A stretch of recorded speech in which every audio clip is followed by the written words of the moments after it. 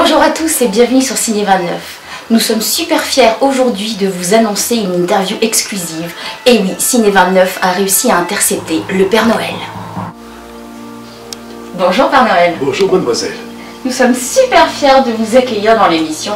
On sait que vous êtes très pris en ce moment avec les Noël qui arrivent dans 3 jours. Ouais, je suis très heureux d'être là, puis ça me fait une petite pause. Oui, c'est vrai, ça nous fait une petite pause. Alors j'imagine qu'avec Noël qui arrive donc dans 3 jours, vous êtes un petit peu stressé, il y a beaucoup de choses à prévoir. Il y a beaucoup de choses à prévoir, mais je suis bien aidé par mes lutins. Oui, il y a beaucoup de lutins. Oh, quelques dizaines de milliers, vous savez.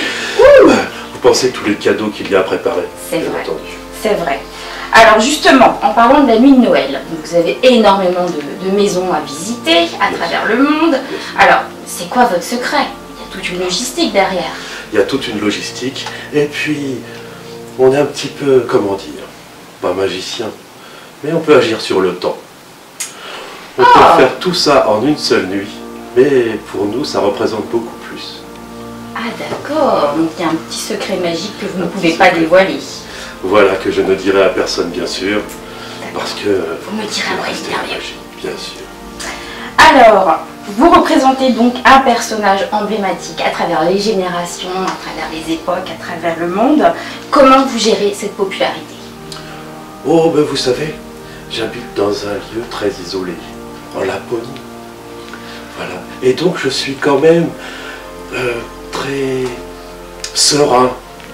Vous savez, ce paysage tout autour de moi me permet d'être moi-même. Et je suis un petit peu à l'écart. Comme ça, la gestion du stress et de la popularité, vous savez, du coup, c'est assez facile.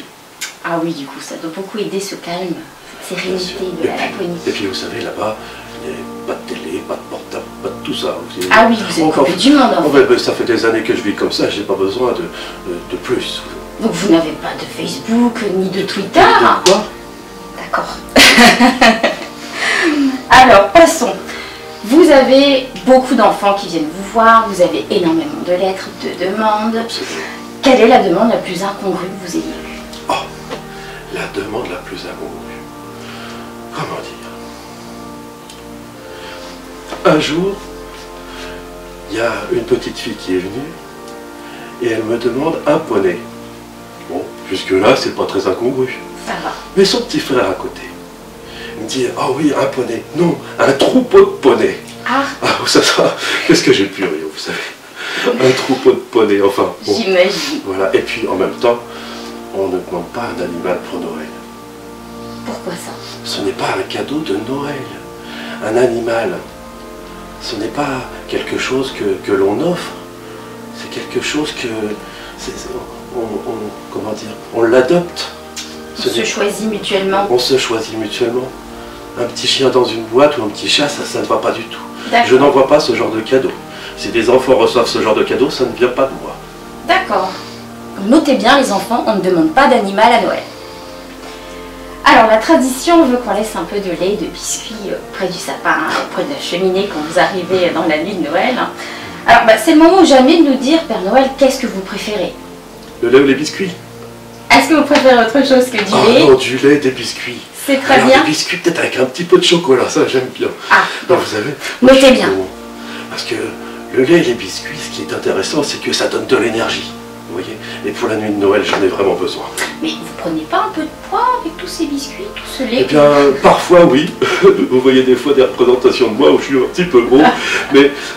mais c'est vrai aussi, parce que parfois je prends beaucoup. Mais après, pendant la nuit de Noël, pouf, tout fond, parce que je dépense tellement d'énergie. Ah oui, voilà. Encore un truc magique. Eh oui. Bon nombre d'entre nous aimeraient bien avoir ce genre de secret pour perdre un peu de poids avant les fêtes. Hein.